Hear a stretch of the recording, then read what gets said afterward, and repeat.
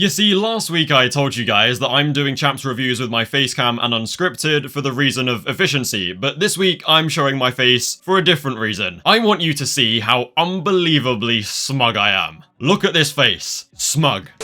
Yeah. Chapter 267 came out last night, and wow. I don't even know what to say other than, screw you. They ask you how you are, you just have to say that you're fine.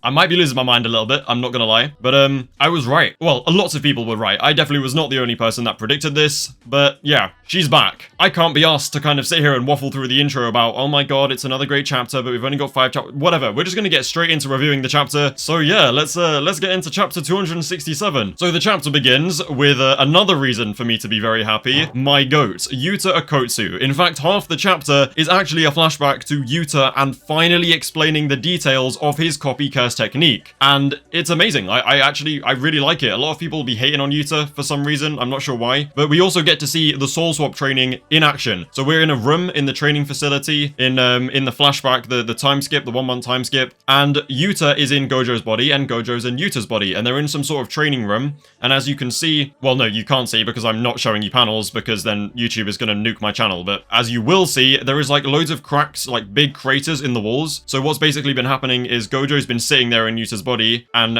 Yuta in Gojo's body has been standing there just firing like reds and stuff at the wall for practice, which is really cool. Yuta asks Gojo if he can give Sukuna's 20th finger to Rika, and Gojo says no, which means, yeah, he ate Yuji's finger, basically, is where we're going with this, alright? It was a complete bluff when Yuta told Sukuna he ate the 20th finger. He ate Yuji's finger, and they secretly kept the 20th finger ready, strung up in that place that we saw it last chapter. A lot of people saw this coming, obviously, you know, it wasn't hard to tell, but yeah, we finally get an explanation to Yuta's technique, whereby the effectiveness of the copy means that, like, for a stronger technique and a stronger sorcerer, he'd need to eat, like, a very vital part of the sorcerer and a decent sized portion, otherwise he can't meet the requirements. However, if he eats a smaller amount and it doesn't meet the requirements, he uses binding vows to limit the amount of uses that he can use that technique for, and then he can get away with eating smaller parts, which is really cool because the only other character we've seen to like fully modify their technique in binding vows off their own accord is Sukuna. So yeah, I really love this change. Well, it's not a change, it's always been like that, but I really like it because we actually get to see our like main heavy hitters utilizing binding vows in their kit, and who better to do it than Yuta Okotsu, the prodigy child of Jujutsu. There is a condition though. Yuji basically says, why can't you copy, you know, Gojo's technique or Hakari's technique, which is something we've all been wondering as well, like why couldn't he just copy Hakari's technique and then be immortal? The reason is because if the part of the body that Rika ate gets healed by the sorcerer, so if they use reverse curse technique and it's healed, then it nullifies the copy, which is really important. So he could never copy Hakari's technique because Hakari will always heal the part taken from him when he uses this technique. It also makes it a lot more difficult for Yuta to copy the curse techniques of cursed spirits because they can heal so easily. However, it's not impossible. I'll probably go into that more in a separate video. Some people are going to call this a Yuta downscale. It definitely does like add a restriction to him for sure. I won't pretend it's definitely not an upscale, but it's not. I don't think it's really a downscale. Like, realistically, if he beats his opponent and then eats the body, he's still gonna keep the copy technique forever with unlimited uses. So, and then there's his domain, which has unrestricted copy anyway. So, yeah, it's not as restricting as people think it is, but I won't deny it is a restriction, but I like it. I like it. It makes a lot of sense. You know, it does just sort of add up. It makes sense from what we've seen so far, why he's only used certain abilities certain times, why he hasn't copied other abilities like Hakari's. We're getting these answers that we've been looking for, you know? Anyway, the idea is that Yuta copied Shrine via eating Yuji's finger, and the reason Yuji hasn't healed his finger is because Yuta can only copy Shrine and keep it copied while Yuji is still missing the finger. If he heals it, Yuta loses it. And Sukuna notices that as well, and he's like, shit, I just realized that I have been tricked by Yuta Okotsu yet again. 3 times Sukuna has fallen for Yuta Okotsu's tricks. The strongest sorcerer in history keeps getting duped by this 17-year-old kid and his massive Crondolium. I know I'm Yuta glazing, don't worry, this is just like filling the first half of the video. I will move on to the really exciting stuff in a moment. But yeah, he falls for Yuta's tricks.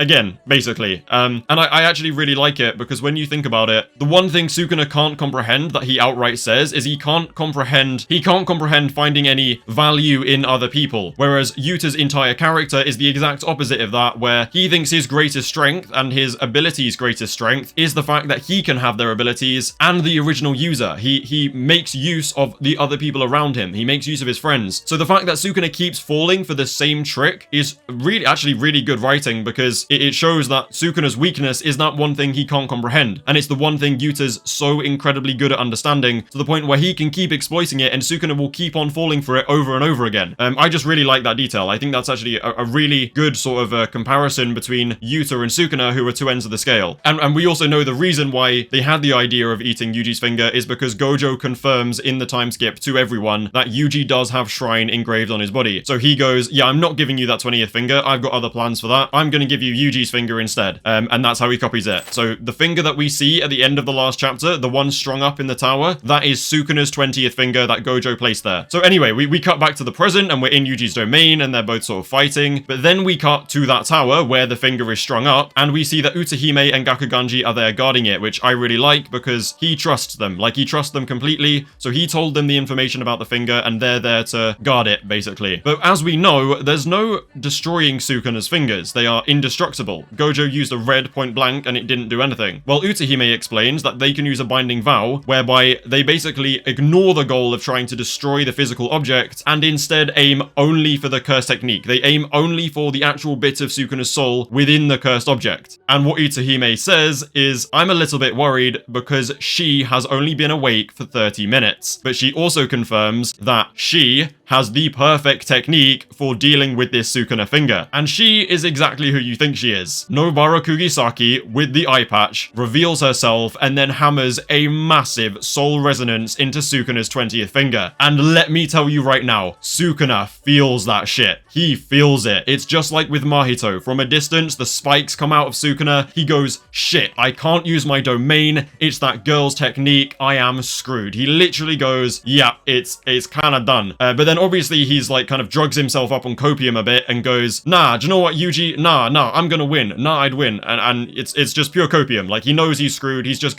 rambling. A bit like me. And he's going, yeah, no, it's fine. I'm still gonna beat you. You've used a domain. You're running out of cursed energy. You've used reverse curse technique too much. You're hitting your limits here. And Yuji's response to that is to slam him with the biggest divergent fist we've seen. Yuji then slams him with some intense soul dismantles. And I mean like shredding Sukuna's chest up with soul dismantles. And then he hits him with a massive black flash to end the chapter. And with that black flash, Sukuna actually does a pose where his eyes fully roll back in his head and he's looking at the sky. It's very similar to this moment of Mahito when he's getting battered by Yuji and Nanami and he looks at the sky and then uses domain expansion because he realizes he's screwed. I think it's done. I think next chapter, we're going to see Yuji's sure hit because Sukuna's not holding Hollow Wicker Basket anymore. We're going to see what his domain can actually do and we're going to put an end to Sukuna. I think it's wrapped up. It's over. He underestimated Yuji. He underestimated Yuji's friends and he just got slammed by Yuta and his tricks. He got slammed by Inamaki. He got slammed by, Todo, and then he got slammed by Choso. Well, I didn't get slammed, but Yuji got saved by Choso. And now he's being slammed by Nobara. And throughout all of this, he's been taught the importance of others because it's everyone else. It's everyone's combined effort that has led to Sukuna's defeat, something he didn't think was possible. So he went into this being all cocky, thinking he can win and have some fun, and it's come back to bite him because Yuji's friends are just way too good at what they do. So first of all, Nobara has been awake for half an hour. She got woken up half an hour ago. Utahime said to her, hey yo, bruv, I know you're probably really confused right now, but I need you to come destroy Sukuna real quick. And she went, yeah, right. That is the most in-character thing I have ever seen. Another great thing is that when Yuta hits the resonance, she says, I believe the word is opapi. I didn't know what that meant. I had no idea why she said that. I thought she was being hella weird until I realized that's exactly what Yuji said when he burst out of the box in season 1, revealing that he was alive.